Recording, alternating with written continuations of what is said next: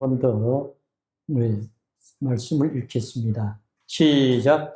주 여호와의 영이 내게 내리셨으니 이는 여호와께서 내게 기름을 부으사 가난한 자에게 아름다운 소식을 전하게 하려 하심이라.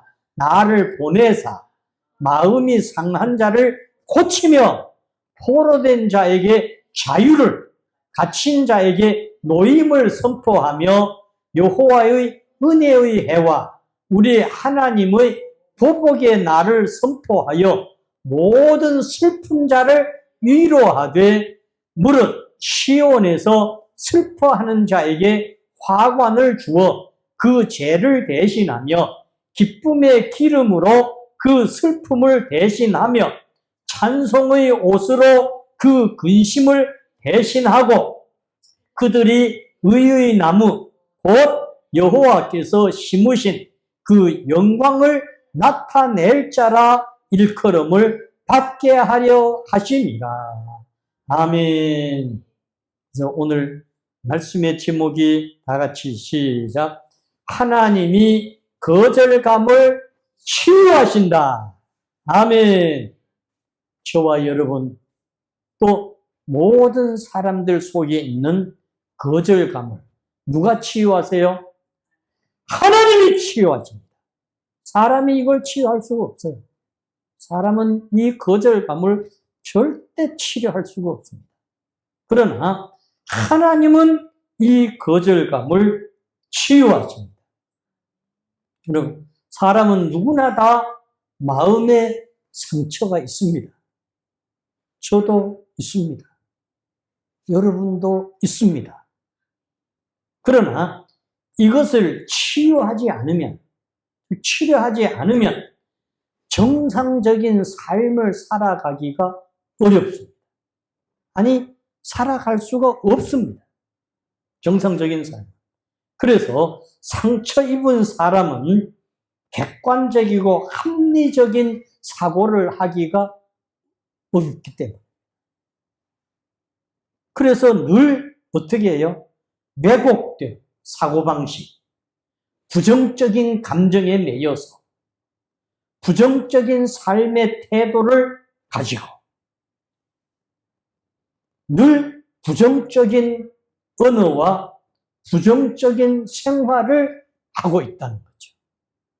여러분, 이게 뭐예요? 거절감 때문에 그렇다. 그래서 늘 타인의 단점만 보려 하고 자신의 단점보다는 늘 타인의 단점. 그래서 칭찬보다는 책망을 하고 있다는 거예요. 여러분, 그렇다면 이런 거절감을 진단을 해봐야 된다. 오늘 저와 여러분들이 오늘 말씀을 통해서 이 거절감을 진단해봐야 돼요. 여러분, 그래서 노만 핀센트라고 하는 필 목사님이 글을 쓴 것 중에 독수리 이야기가 있습니다. 이것은 중국의 사람들은 지금도 뭐 독수리 잡아가지고 이렇게 해서 손바닥 위에 올려놓고 뭐 이런 거 하잖아요. 이게 티베트 사람들이 많이 그렇게 한다 그래요. 물론 또 몽골 사람도 종종 그런 사람들이 있다 그러고. 어쨌든 이 중국계 쪽의 사람들이죠. 그런데 어느 산골 마을에 한 소년이 이 독수리 새끼를 붙잡아 가지고 와서 도망가지 못하도록 끈으로 발목을 잡아매서 마당에서 키우는 거예요. 그 처음에는 이게 가버리려고 확 푸덕푸덕거리고 날다가 발에 매져 있는 것 때문에 막 피가 나고 이러니까 아프니까 또 그냥 주저앉고 또 그러다가 주저앉고 이랬죠. 근데 어느 정도의 시간이 흘러간 뒤에 이 소년이 늘 먹이를 주고 이렇게 했으니까 먹이를 먹는데 이렇게 들여다봤더니 그만 그 짜매는 끈이 끊어져 버렸다. 없어져 버렸다. 근데도 이 독수리는 날아가지도 않고 늘 그냥 그대로. 그래서 이 소년과 같이 지내게 된다. 무엇을 말하고 있습니까? 이 독수리가 날지 못해서 안 날겠습니까?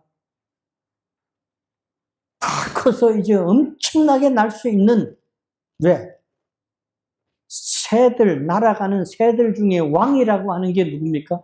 독수리지 않습니까? 그런데 이 독수리는 생각 속에 뭐가 차 있어요? 아, 나는 날 수가 없어. 못 날아. 이 생각으로 꽉 차 있는 거예요. 그러니까 날 수 있는 얼마든 모든 것들이 갖추어져 있음에도 불구하고 안 날아가는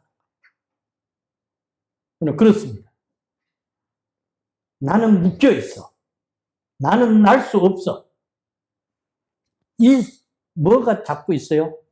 그의 생각이 그를 붙잡고 있는 거예요. 그렇습니다. 사람도 누구에게나 자기 생각이 자기를 그렇게 붙들고 있는 거예요. 얼마든지 활개쳐 날아갈 수가 있어요. 독수리 날개쳐 날아갈 수가 있어요.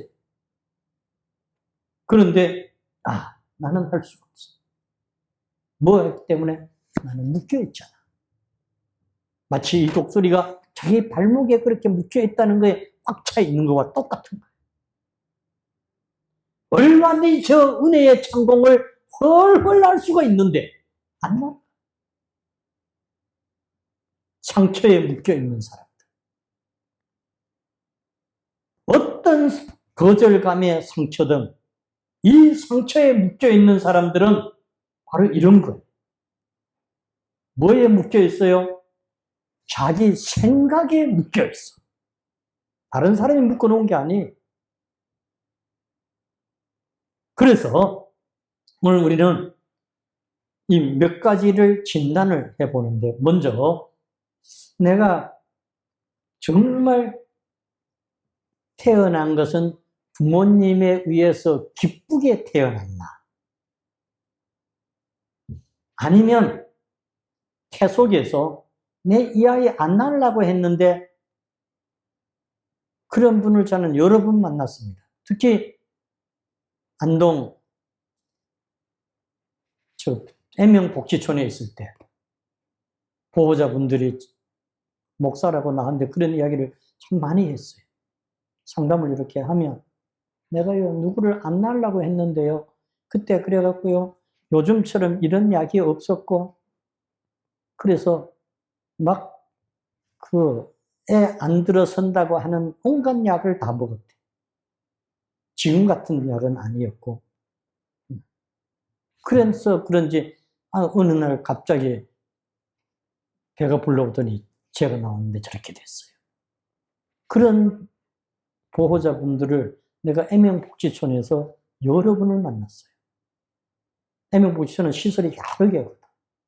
그러니까 복지촌에 보호자도, 요양원에 보호자도, 뭐 등등 복지관의 보호자들까지도 그랬어요. 또 두 번째는 내가 그렇게 부모들이 아들을 원했는데 아들이 아니고 딸이 나왔다.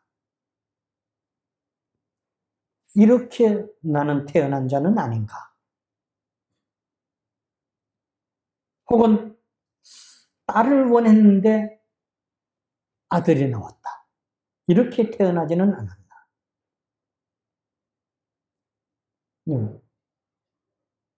그래서 늘 어른들로부터 니는 이랬는데 막 네가 아들이 태했으면 얼마나 좋았을까.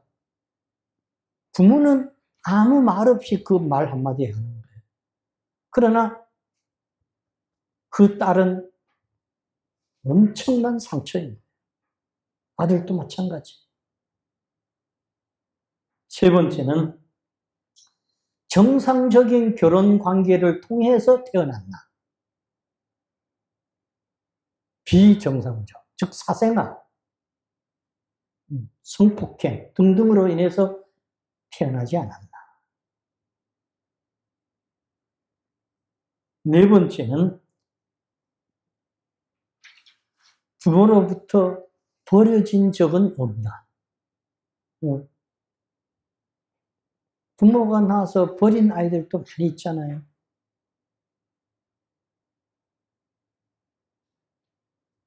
우리나라에 이런 아이들은 특히 고아원에 있는 아이들이, 지금은 고아원이라 안 그러고 뭐라고 불러요?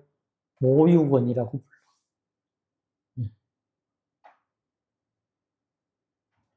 여러분, 그 다음 다섯 번째는 비판적인 말이나 폭력적인 말로 내가 거절감을 받지 않았나. 그것이 가슴에 남아서 상처가 돼요.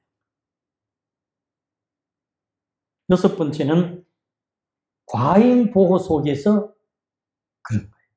보호받는다고 다 좋은 거 아니에요. 적당한 보호가 필요한데 과잉 보호. 그래서 뭐가 없어졌어요? 자기 스스로 자존감이 낮아져 버린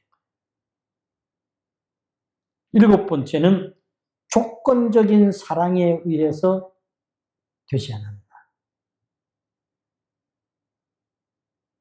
혹은 너무 율법적인 것에 얽매여서 마치 구약 성경을 그대로 지켜야 된다. 그 때문에 또 믿음의 사람들은 그런 상처를 또 받는 거예요. 여덟 번째는 부모님이나 선생님 혹은 교회 목사님들의 부적절한 언어, 행동, 처벌. 저는 저희 형님이 그랬어요.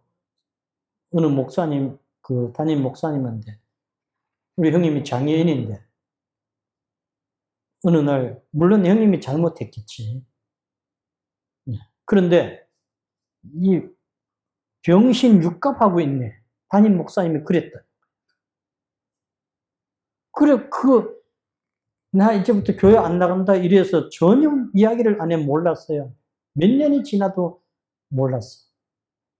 근데 제가 어쨌든 형님 뭐 때문에 그런지 나한테는 내가 목사인데 동생 목사한테는 이야기를 해줘야지. 그러고 이제 했더니 그 이야기라. 목사라고 다 목사 아니다. 내가 아동부 교사를 하고 이래서 아이들이 이렇게 잘못하는 걸 꾸중을 했더니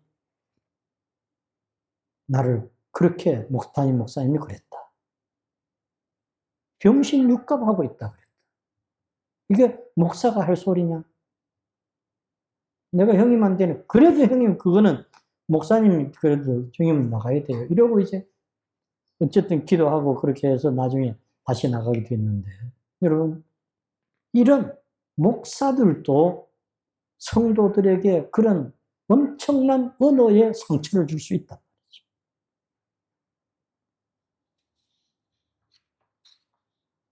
또 아홉 번째는 누구와 비교당해요. 그래서 자존감의 상처를 받아요.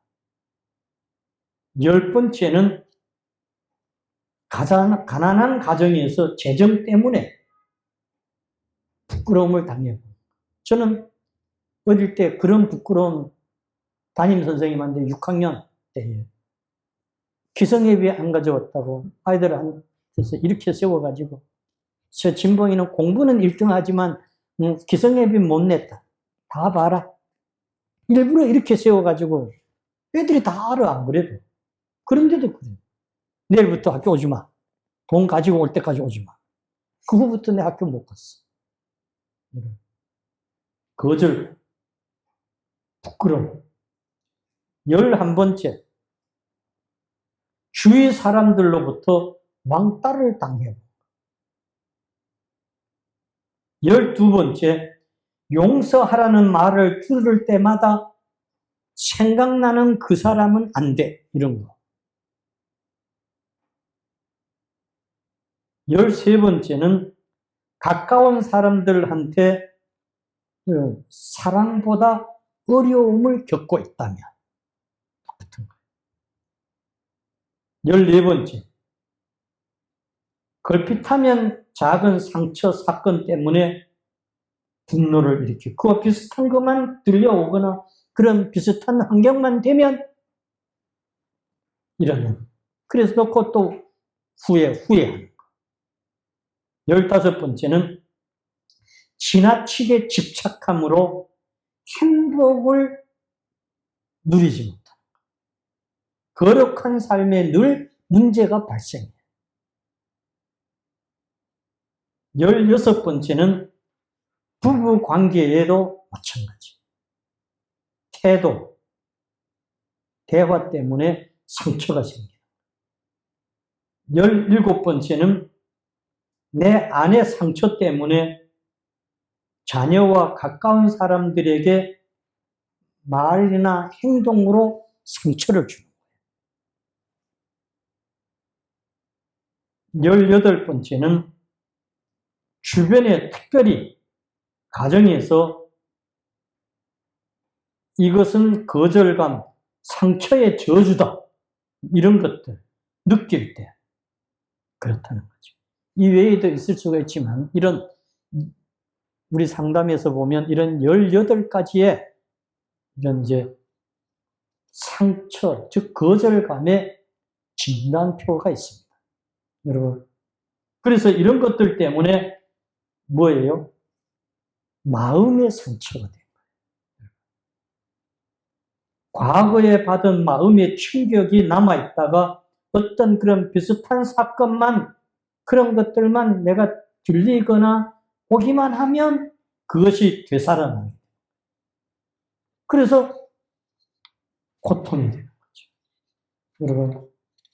그래서 과거 상처에 받았던 것이 현재와 미래에 영향을 끼칩니다. 그래서 상처는 상실도 될 수 있고 손실도 될 수 있습니다.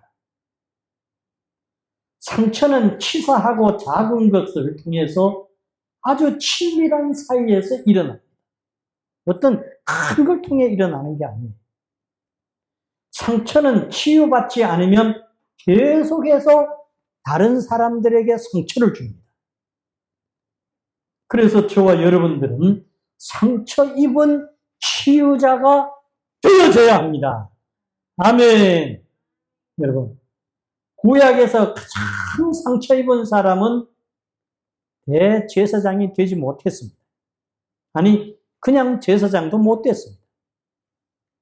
상처는 자기 자신을 죽이는 못된 병입니다. 상처는 자기 자신을 죽이는 못된 병이라는 거예요.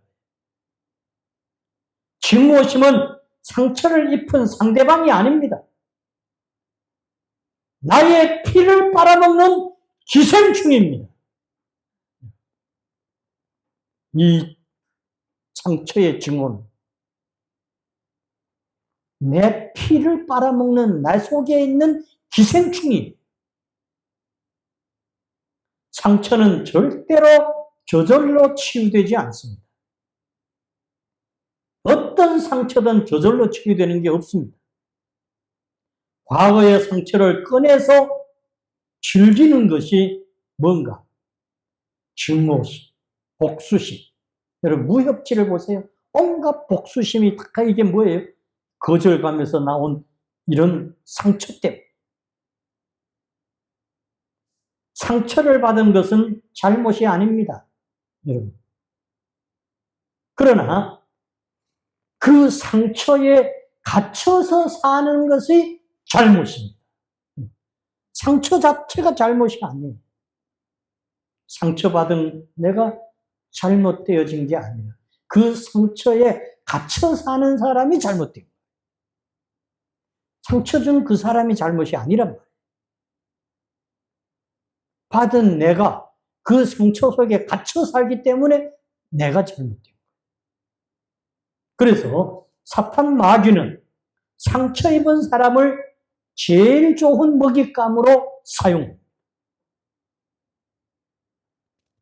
그래서 이런 거절감, 창세기 4장 1절에서 8절 사이에 보시면 아담이 그 아내와 동침하며 이런 이야기를 해서 제일 먼저 낳은 아들이 누구예요?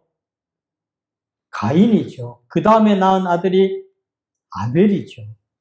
여러분, 그런데 이 가인의 제사는 하나님이 받지 않아서 가인은 뭘 받았어요?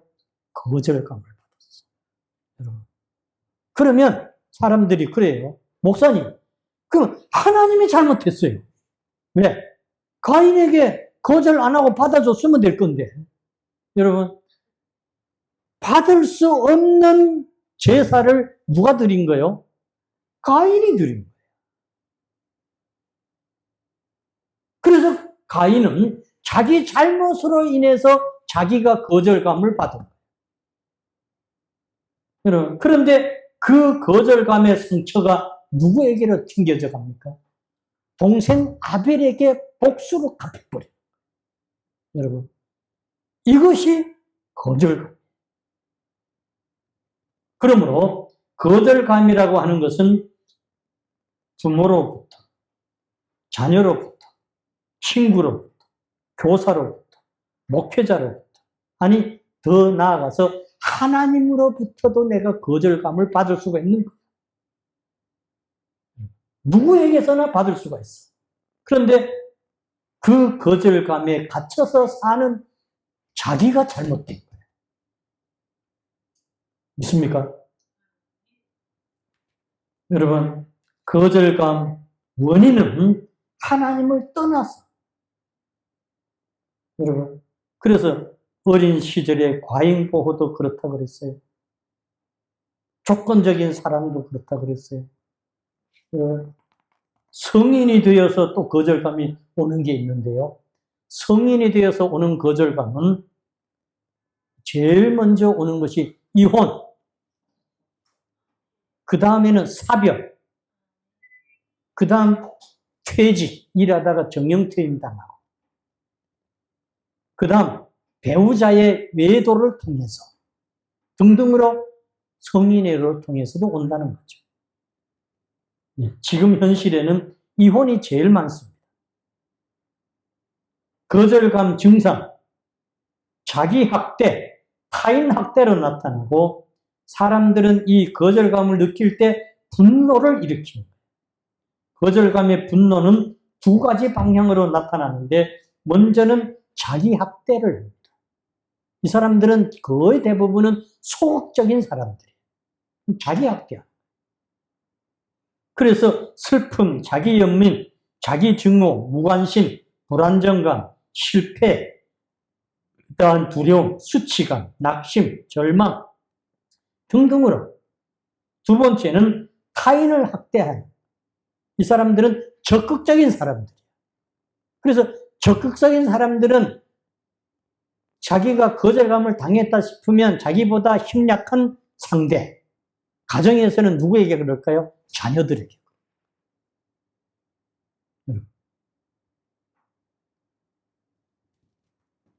타인을 공격하는 거죠. 자만심, 궤변, 고집, 우월감, 완고함, 굴림, 조종 등등. 어떤 때에는 이런 것들이 일주일 이상 가기도 하고. 그래서 오늘 이 거절감을 치유하기 위해서 표를 하나 보겠습니다. 시간이 오늘 좀 가지만. 밑에 표 만들어 놓은 거. 자, 보세요. 제가 보기에 왼쪽에 있는 것은 부정적인 거고, 오른쪽에 있는 것들은 바꿔야 될 것들이에요. 그래서 색깔을 다르게 했어요. 파란 글씨는 바꿔야 될 거예요. 자, 부정적인 자기대화, 에이, 바보는 그것도 못하니, 넌 항상 그랬잖아. 이런 것들을 이제 긍정적인 자기대화로 바꾸는데 어떻게 바꿔야 되나? 파란 글씨, 시작.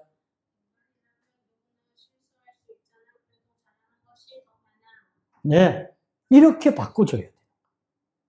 그 다음, 부정적 자기 묘사. 나는 바보인가 봐. 이걸 어떻게 해야 돼요? 그러니까 자기 자신을 보고도, 그래, 진봉아, 넌 괜찮아. 넌 잘하잖아. 거울 보고 훈련해야 돼. 계속해야 돼. 저는 거울 보고 엄청 연습 많이 했어요.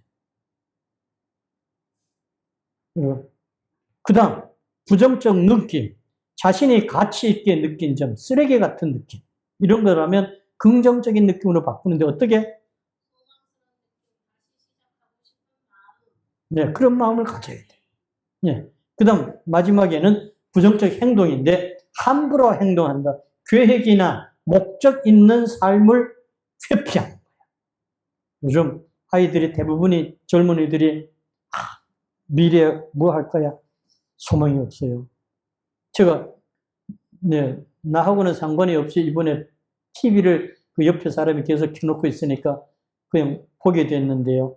이번 8.15 안동역 10년 전에 그 사람들, 그걸 이제 이렇게 쭉 해서 내가 다 봤어요. 그랬더니 그때 약속했던 분이 한 분은 왔다 갔어. 근데 한 분은 외국에 있어서 오지 못하고 편지로 글로 보내준 걸 이제 글로 이렇게 쭉 보여줬어요. 우리는 이런 것들을 보면서 거기에 이제 그 PD가 그때 10년 전에 그때 했던 것 잠깐 이제 먼저 비춰줬고 이번에 새로 이제 며칠을 이제 70몇 시간 그걸 이제 씻는 거예요. 70몇 시간이니까 며칠이죠? 예, 3일. 72시간. 그걸 이제 쭉 이렇게 했는 건데 처음 이제 서울에서부터 이제 했던 것들 뭐 강릉에 것도 있고 뭐 곳곳에 꽤 있더라고요. 그런데 젊은이들이 뭐라고 그러냐? 뭘 할지 모르겠어. 대학생인데. 이게 문제예요, 오늘날. 이걸 긍정적 행동으로 바꿔야 돼요. 자, 다시 한번 보세요. 시작. 아멘. 여러분, 이렇게 바꿔줘야 돼요. 그렇게 하면서 우리는 예수님을 마음에 모셔드려야 돼요. 그 다음 두 번째는 낮은 자존감을 인정해야 돼요. 내 자신이 낮다는 걸 인정. 받아들여야 돼요. 세 번째는 자기를 사랑해야 돼요. 어떻게? 하나님이 나를 창조하실 때 최고의 걸작품으로 창조하셨다. 할렐루야! 네 번째, 나는 하나님의 일꾼이다. 다른 누구의 일꾼도 아니야. 하나님의 일꾼. 다섯 번째는 자기를 직면해야 돼. 내 단점이 뭐지? 내 장점이 뭐지? 그렇게 해서 단점은 허물에 없애고 장점은 계속 발전시켜가는 거예요. 할렐루야. 그래서 저는 어릴 때 할 수 있는 게 기도밖에 없었어. 기도를 계속 발전시키는 거예요. 여섯 번째, 자신을 양육해요. 다른 사람이 나를 양육해 주지 않아. 즉 나를 안 키워줘. 내가 나를 키워가야 돼. 그때 다른 사람도 함께하는 거예요. 일곱 번째는 인내해야 돼. 참아내야 돼. 자존감을 세워야 돼. 참는 거예요. 여덟 번째는 주님의 보좌 앞에 나아가요.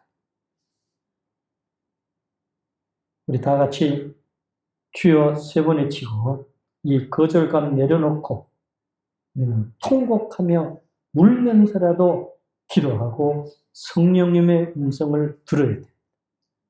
다 같이 주여 세 번 외치고 기도하겠습니다.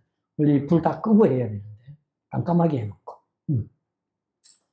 우리 그냥 주여 세 번 외치고 기도합니다.